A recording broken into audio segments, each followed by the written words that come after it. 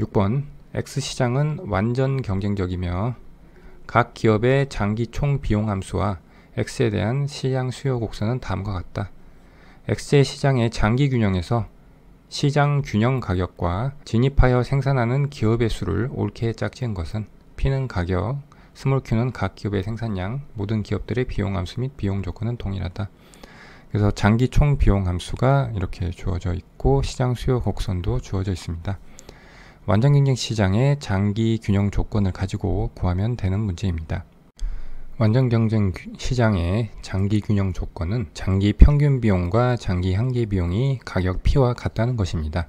그래서 먼저 장기 총 비용 함수에서 장기 평균 비용 곡선을 구하면 TC를 스몰 q로 나눠주면 되죠. 그래서 2q제곱 마이너스 12q 더하기 48이 되고, 그리고 장기 한계 비용은 총 비용 함수를 q에 대해서 미분해주면 되고요. 그러면 6q제곱 마이너스 24q 더하기 48이 되고, 이 두 개가 같다는 조건을 가지고 이렇게 식을 세워서 정리를 하면 q는 0보다 크니까 여기서 q는 3이 나옵니다. 이 스몰 q를 LAC나 LMC 둘 중에 아무 것에나 대입을 하면 가격 P를 구할 수가 있죠. P는 30이 나오고요. 시장 균형 가격 30을 시장 수요 곡선에 대입을 하면 시장 전체의 균형 거래량이 나옵니다. 그것이 450이 되고, 그런데 각 기업이 3단위만큼만 생산을 하니까 450을 3으로 나눠준 것이 기업의 수가 되겠죠. 그래서 이 기업의 수는 150이 나옵니다. 그러면 시장 균형 가격은 30이고 기업의 수는 150이니까 답은 3번이 되겠습니다. 7번 현재 시점에서 A국 경제의 채권시장에 1년 만기, 2년 만기, 3년 만기 국채만 존재하고 각각의 이자율이 3, 5, 6%이다. 현재 시점으로부터 2년 이후에 성립하리라 기대되는 1년 만기 국채의 이자율 예상치에 가장 가까운 값은 단 이자율의 기간 구조에 대한 기대 이론이 성립한다. 금융수단 대표적으로 채권이 되는데 이것은 다음과 같은 특징을 가지고 있습니다. 만기가 있고요. 이것은 채권의 발행 시점부터 채권의 원리금을 상환하는 시점까지의 기간을 의미합니다. 그리고 채무 불이행 위험, 이것은 채권의 발행자가 채권의 보유자에게 원리금을 상환하지 못할 위험을 나타내죠. 그리고 유동성, 현금으로 전환하는데 비용이 작게 들수록 그것은 유동성이 크다고 합니다. 그래서 채권들에도 유동성의 차이가 있고요. 그리고 정부 비용, 채권을 발행한 기관, 즉 국가 또는 사기업이 되겠죠. 그것에 대한 신용 등급 부분에 대해서 파악하는 데 비용이 들어가는데 그것이 채권의 종류에 따라서 차이가 날 수 있습니다. 그리고 세금이 차이가 날 수 있고요. 그러면 이자율의 기간 구조라는 것은 5가지 특징 중에 만기만 다르고 나머지 4가지는 특징이 동일한 금융수단들의 이자율 간 관계를 의미합니다. 이자율의 기간 구조의 이론 중에 대표적인 기대 이론을 설명을 한번 해보겠습니다. 옆에 용어의 정의부터 한번 보겠습니다. 채권의 이자율을 I라고 하면 아래 첨자 2개가 있는데 첫 번째 첨자는 시점이고 두 번째 첨자는 만기를 뜻합니다. 그래서 이렇게 시계가 주어졌다고 하면 문제에서 3년 만기 국채까지 나오니까 3년을 이렇게 표시해 봤습니다. 그러면 첫 번째 시점 0 시점에서 1까지 이 기간에 1년 만기 채권의 이자율을 I의 0,1로 표시할 수 있겠고요. 그 다음에 최초 현재 시점에서 1년 이후에 성립하리라 기대되는 1년 만기 국채의 이자율 예상치는 I의 expectation 1,1로 표시할 수 있고, 그리고 문제에서 물어보고 있는 현재 시점으로부터 2년 이후에 성립하리라 기대되는 1년 만기 국채의 이자율 예상치는 I의 expectation 2,1이라고 표시할 수 있겠습니다. 이 세 가지는 단기 국채 이자율을 의미하고요. 그리고 1년 이상의 장기 국채 이자율은 아래에 현재 시점에서 2년 만기의 국채가 I의 0,2가 되겠고요. 현재 시점에서 3년 만기 국채 이자율은 I의 0,3이 되겠습니다. 이 기대 이론이라는 것은 이 장기 채권의 이자율이 그 기간을 구성하는 현재 시점에서의 단기 이자율과 미래의 단기 이자율 기대치들의 평균치라는 것을 의미합니다. 이것은 단순하게 2기간만 나타낸 것이고요. 이거를 n기간으로 확장하면 이런 모습이 되겠죠. 우리는 이제 3년까지 기간을 보고 있으니까 이렇게 두 개씩을 세울 수 있겠습니다. 먼저 2년 만기 국채 이자율이 있고, 이것은 2년을 구상하는 현재 시점에서의 1년 만기 국채 이자율인 3%와 1년이 지난 시점에서의 1년 만기 국채 이자율의 예상치, 이것을 y라고 하면 이 두 개의 산술 평균이 됩니다. 근데 이것이 여기서 2년 만기 국채 이자율이 5%로 주어졌으니까 이것을 5%라 놓으면 y는 7%가 되고요. 그리고 3년 만기 국채 이자율, 이게 6%로 주어져 있죠. 이것은 I01부터 이 I expectation의 to 1까지 국채 이자율의 합 3% 더하기 y 더하기 우리가 구해야 되는 값을 x라고 하면 이 x까지 더한 값을 산술평균한 값이 6%가 된다는 것이고, 그러면 이 y는 여기서 7%로 구했죠. 이걸 대입해서 이 식을 계산하면 x는 8%가 돼서 이 문제에서 요구하는 현재 시점에서 2년 이후에 성립하리라 기대되는 1년 만기 국채 이자율 예상치에 가장 가까운 값은 8%인 3번이 답이 되겠습니다. 8번. 미출친 기억에 대한 근거로 옳지 않은 것은? 경기 침체가 지속되면서 정부는 소득세의 대폭 감면을 통해 경기 회복을 꾀하고 있다. 하지만 정부가 정부 지출을 일정하게 유지하면서 세금 감면에 따른 적자를 보존하기 위해 국채를 발행하게 되면 이러한 재정정책의 결과로 소비가 증가하지 않는다는 주장이 있다. 리카도 대등정리는 정부 지출의 규모가 일정할 경우 정부 지출의 재원을 조세로 충당하는 경우나 국채 발행을 통해서 충당하는 경우에 경제적 효과가 동등하다는 것을 의미합니다. 여기서 경제적 효과는 소비 진작에 효과가 없다는 것을 의미합니다.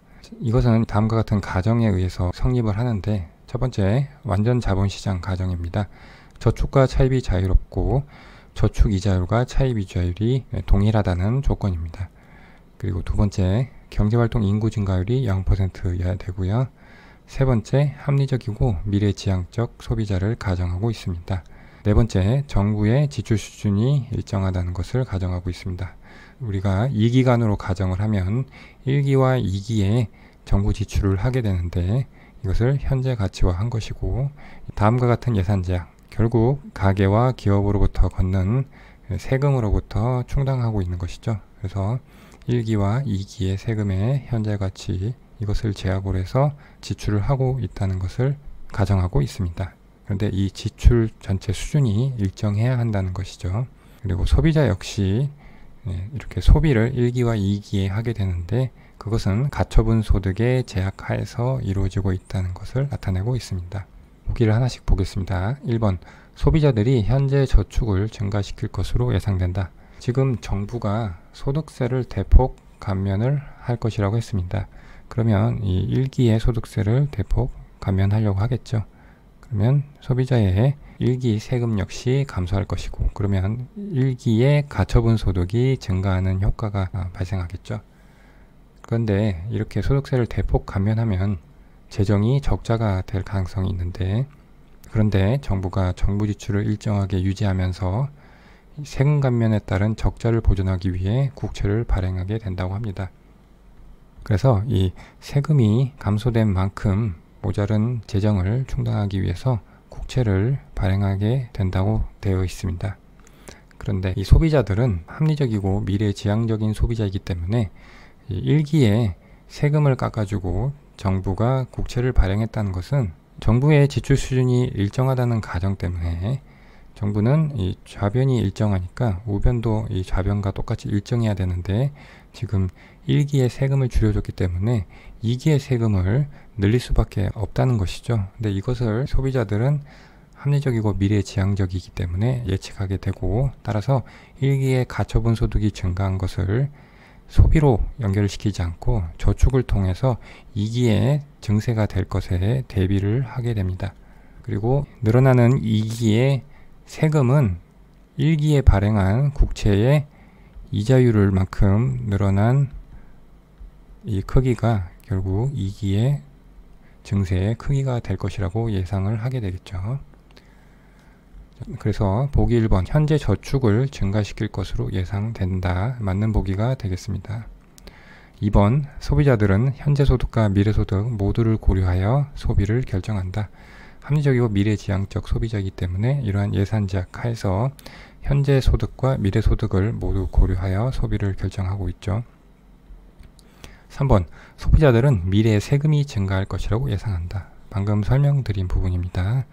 4번 소비자들은 미래에 금리가 하락할 것이라고 예상한다. 이 가정에 없는 내용이죠. 그래서 4번이 리카도 대등정리에 근거와는 관계없는 지문이 되겠습니다. 그래서 4번이 틀렸으니까 답은 4번이 되겠습니다. 9번 다음 성장 회계식에서 노동자 1인당 GDP 증가율이 4% 그리고 노동자 1인당 자본 증가율이 6%일 때 총 요소 생산성 증가율을 묻고 있습니다. 성장 회계식이 아래와 같이 나타나 있고요. y분의 델타 y는 GDP 증가율, a분의 델타 a는 총 요소 생산성 증가율, k분의 델타 k는 자본 증가율이고 l분의 델타 l은 노동자 증가율입니다. 경제 성장이라는 것은 총 생산 수준 y의 지속적인 증가를 의미하는데 경제 성장의 그 요인들이 경제 성장에 기여하는 상대적 크기를 비교해서 경제 성장 요인의 중요성을 살펴보는 것을 우리는 성장 회계라고 합니다. 지금 문제에서 주어진 이 성장 회계식은 원래 이러한 생산함수에서 변형이 돼서 도출됐다는 것을 알 수 있습니다. 이 생산함수 식의 양변에 자연대수 로그를 취한 다음에 시간에 대해서 미분하면 이렇게 증가율의 식으로 변형이 되는데 이 문제가 특이한 거는 노동자 1인당 증가율로 수치가 주어졌다는 것이죠. 그래서 우리도 이 경제의 총 생산함수를 바로 변화율의 식으로 바꾸지 말고 1인당 변수로 변환을 한 다음에 변화율의 형태로 바꾼 다음에 문제에서 주어진 수치를 대입하는 식으로 구해야 될 것입니다. 그래서 이 총 생산함수를 L로 나눠주면 이런 모습이 됩니다. 그래서 노동자 1인당 GDP 그리고 노동자 1인당 자본으로 이렇게 묶을 수가 있습니다. 역시 마찬가지 방식으로 양변에 자연대수 로그를 취해준 다음에 시간에 대해서 미분하면 아래와 같이 좌변은 노동자 1인당 GDP 증가율이 되고요. 그리고 우변은 총 요소 생산성 증가율 더하기 3분의 1 곱하기 노동자 1인당 자본 증가율의 식이 됩니다. 문제에서 노동자 1인당 GDP 증가율이 4%고 노동자 1인당 자본 증가율이 6%라고 했으니까 대입을 해서 정리를 하면 총 요소 생산성 증가율은 2%가 나옵니다. 그래서 답은 2번이 되겠습니다. 10번 중앙은행이 공개시장 조작 정책을 시행하여 국채를 매입하는 경우 예상되는 경제현상으로 옳은 것만을 모두 고르면 단 총수요 곡선은 우하향한다.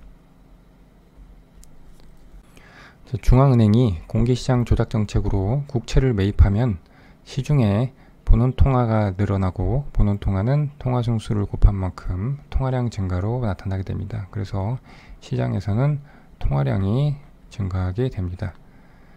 이때 기억부터 리을까지 옳은 것을 하나씩 골라보도록 하겠습니다.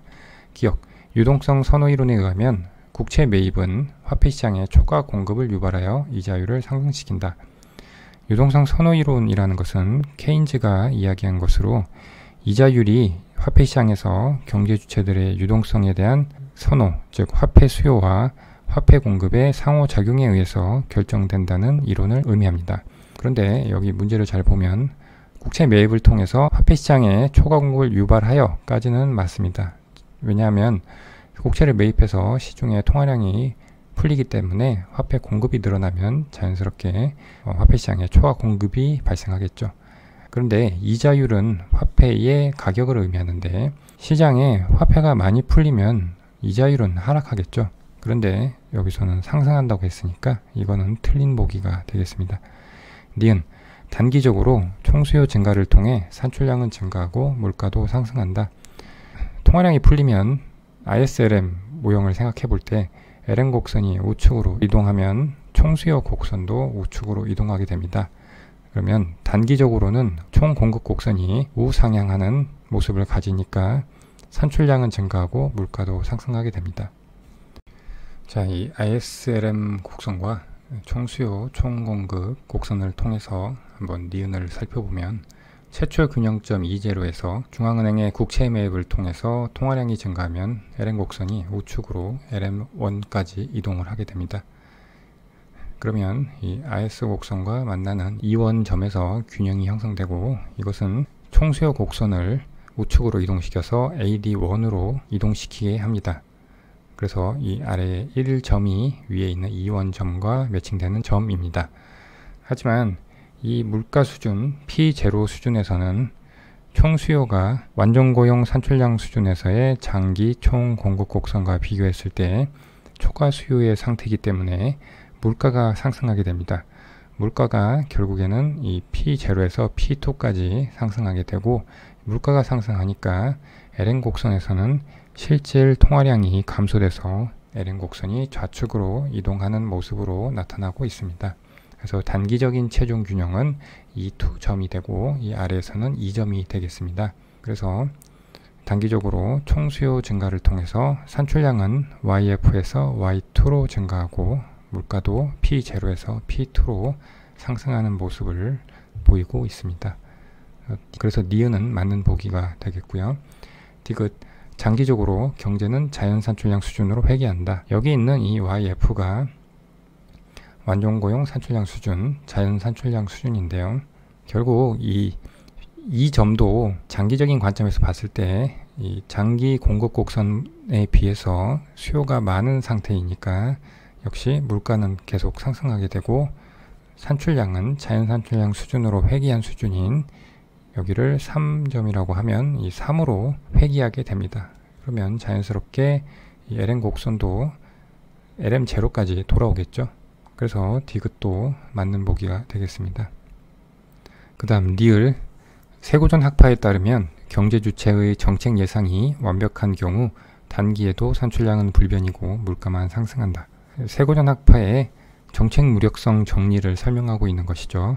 세고전 학파의 루카스 공급 곡선을 옆에다 이렇게 써봤습니다.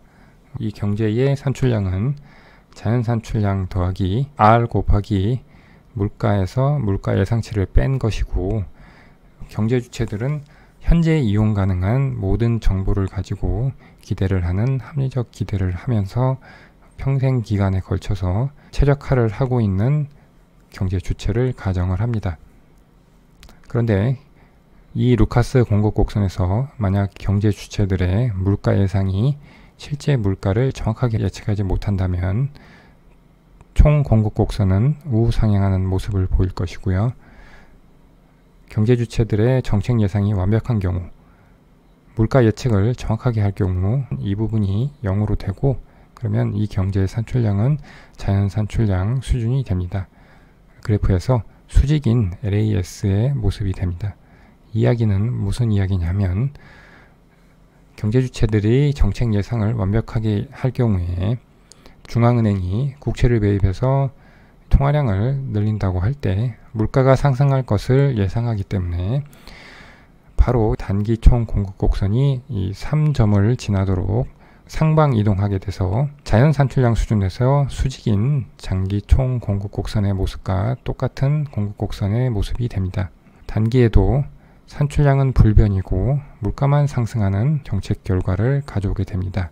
이것이 바로 세고전 학파의 정책 무력성 정리이고 리을은 정확하게 그 이론을 기술하고 있습니다. 그래서 리을도 맞는 보기고요. 옳은 것을 모두 고르라고 했으니까 4번이 답이 되겠습니다.